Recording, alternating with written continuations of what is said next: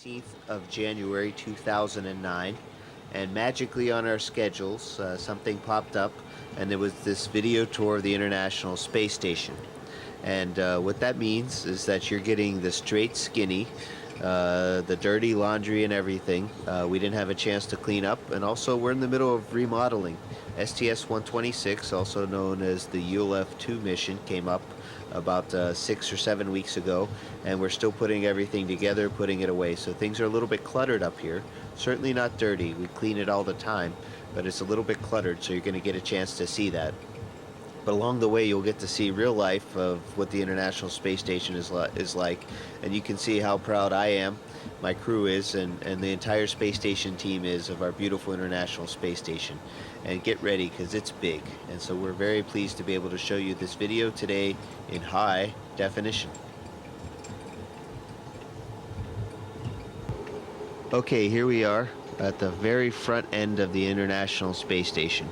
This is the forward end of Node 2, and this is right behind this hatch is the PMA, the pressurized mating adapter, to which the space shuttle docks whenever the next space shuttle comes. We're about 1 month away from the 15A mission, STS-119, with Lee Archambault and Tony Antonelli and the rest of their great crew. You can see we have our flags up here at the most forward part. It's a 15-nation partnership, this International Space Station. So we'll start with the Node 2. We will stop at the Kibo module here, the Japanese pressurized module, and the Japanese logistics platform.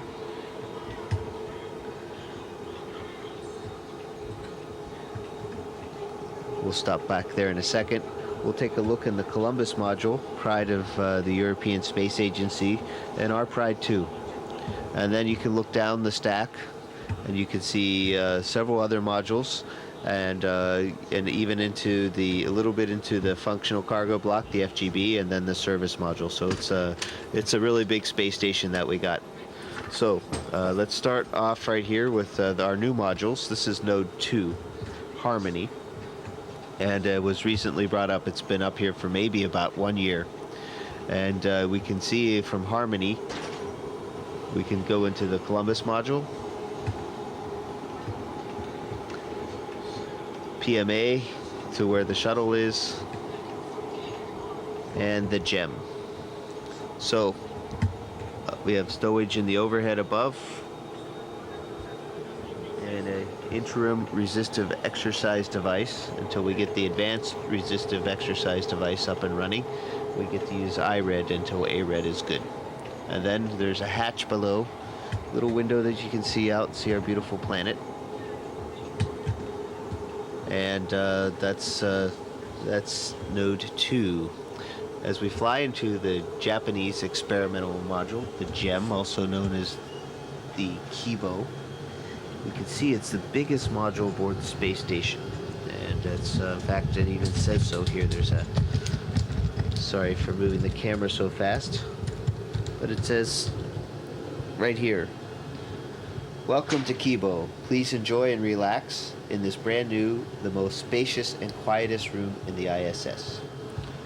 Along the floor, we're temporarily stowing some panels, including the cabin, which is going to be useful for the toilet.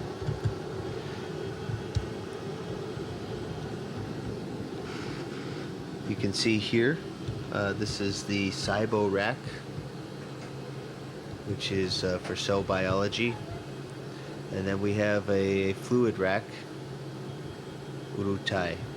So these are the two main Japanese science racks that are up here now. There's more that are coming. Behind these panels here is nothing. It's the actual shell of the spacecraft. And you can see there's wires and a few wires back there. And if we're lucky, we'll see a shell heater, these orange strips, and they keep the actual body of the space station from freezing or getting really cold by running electrical current and keeping everything warm with the heaters.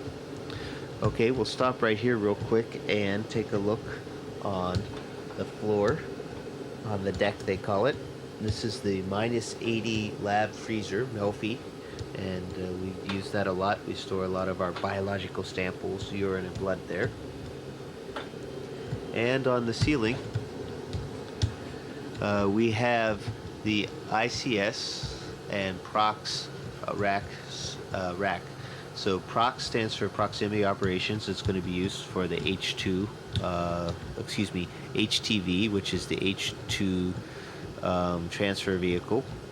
And also ICS is a comm system that's Japan is going to have up and running once the external platform is out there. So this rack shares double duty.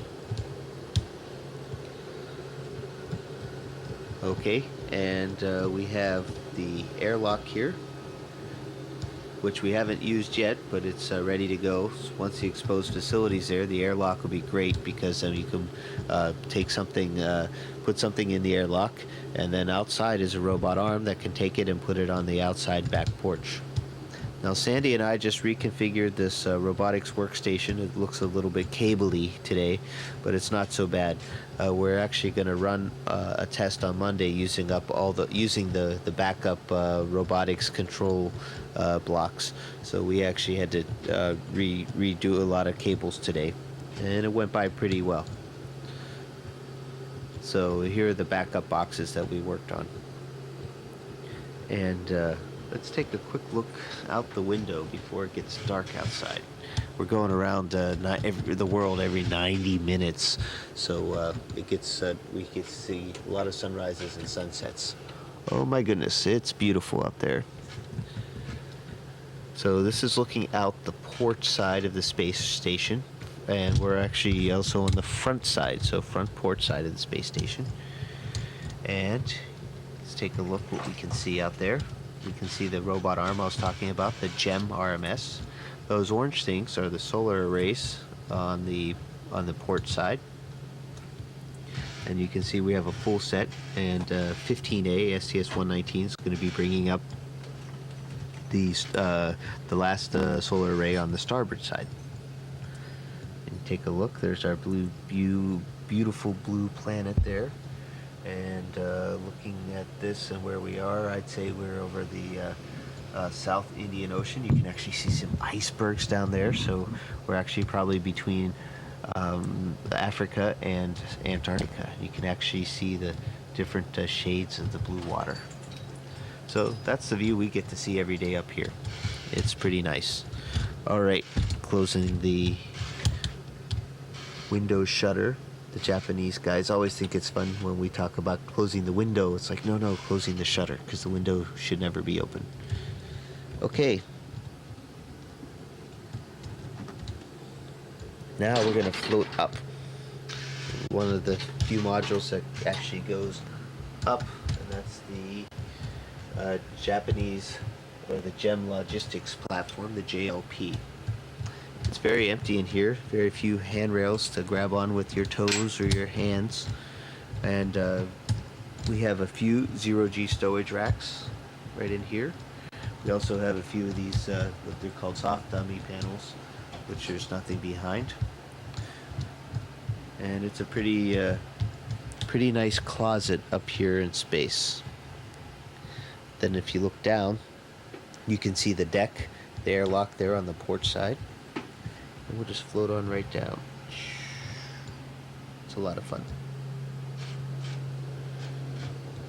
Okay, so now fly with me. We're going to go to the Columbus module. Let me adjust my camera here.